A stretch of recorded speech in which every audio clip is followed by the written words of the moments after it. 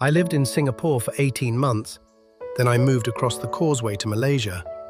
Same job, same remote income, same lifestyle expectations. My monthly expenses dropped by over $3,000. And here's the uncomfortable truth that neither country's expat community wants to admit. The quality of life in Malaysia isn't worse, it's just different.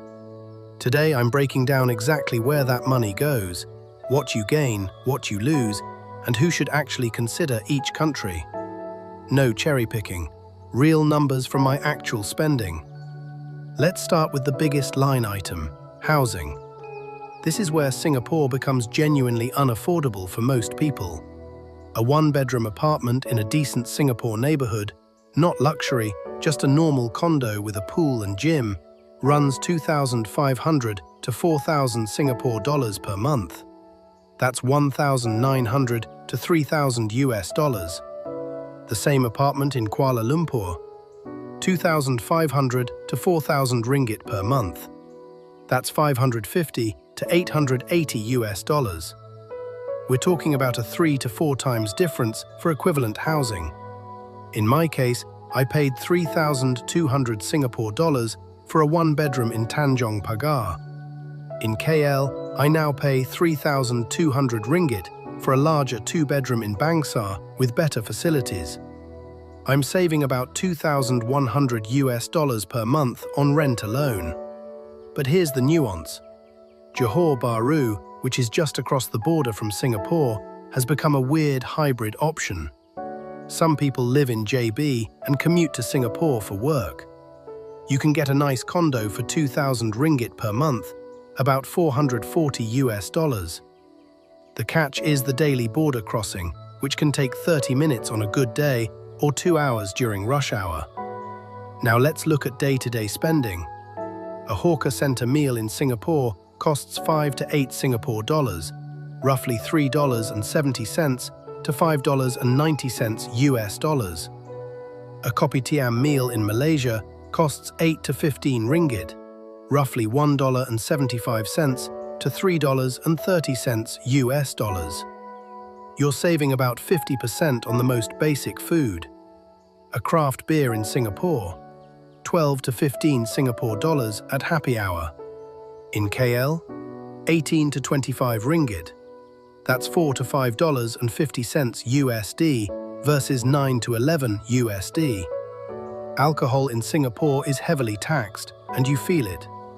Grab rides in Singapore run about 15 to 25 Singapore dollars for a 20-minute trip. In KL, the same distance costs 15 to 25 ringgit. So you're paying roughly 3 to 4 times more for transportation in Singapore. Here's my actual tracked spending for a month in each country. Similar lifestyle. Singapore, 4,800 Singapore dollars, rent plus 1,200 Singapore dollars, food and entertainment, plus 400 Singapore dollars transport, equals roughly 4,800 US dollars total.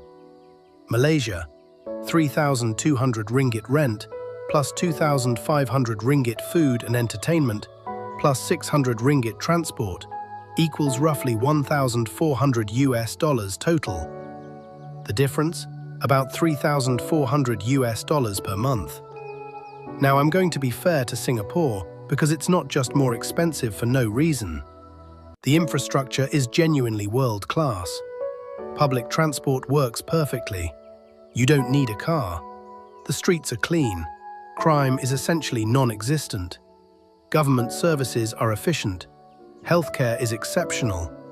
Yes, it's expensive, but the quality is among the best in Asia. Expats typically get health insurance through employers, but even out of pocket, you're getting first-world medical care. The banking system is sophisticated. Opening accounts, international transfers, investment options. Singapore is a genuine financial hub. If you're running a business or managing significant assets, the ecosystem is unmatched in Southeast Asia. And here's the subtle thing. Singapore is just easier. Everything works. There's less negotiating, less uncertainty, less cultural translation required. For expats who value predictability and convenience, That has real value. Malaysia wins on space and lifestyle richness. Your money buys a bigger apartment, often with actual nature views. The food scene is more diverse and more interesting. There's more culture to explore, from colonial history to rainforests to island escapes. Weekend trips are cheap and varied. Fly to Langkawi or Penang for 200 ringgit round trip. Drive to Cameron Highlands for a cool weather escape. Take a ferry to the Perhentians for world-class diving. In Singapore, your getaway options are basically Batam, Indonesia, and then everything else requires a flight. Malaysia also has a thriving digital nomad and remote work community, particularly in Penang and KL. The DE Rantau digital nomad visa has made it easier for remote workers to stay legally. Co-working spaces are plentiful and cheap, and honestly, there's more space to breathe. Singapore can feel claustrophobic. Everything is optimized, efficient, and packed. Malaysia has room for spontaneity, for exploration, for just existing without hustling. But let me give you the honest downsides of Malaysia that the geo-arbitrage crowd glosses over.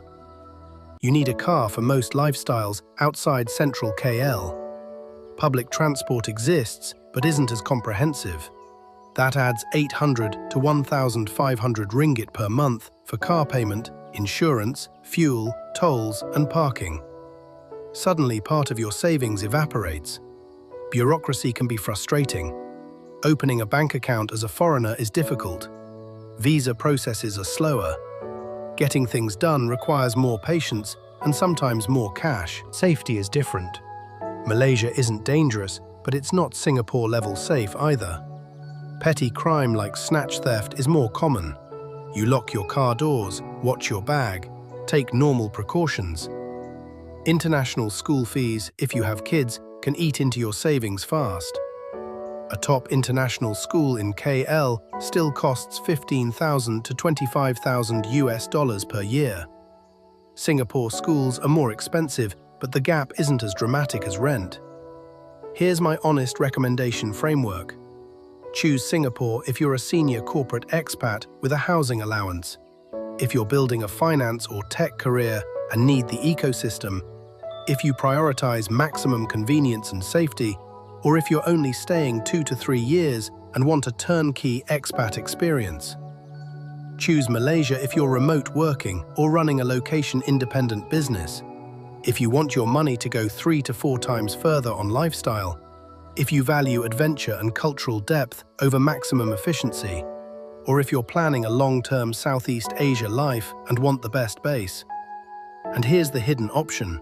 Live in Johor Bahru and work remotely or commute to Singapore. You get Singapore income with Malaysia costs. It's not for everyone, but it's a genuine strategy thousands of people use. The $3,000 difference is real. But it's not just about cost, it's about what kind of life you want to live.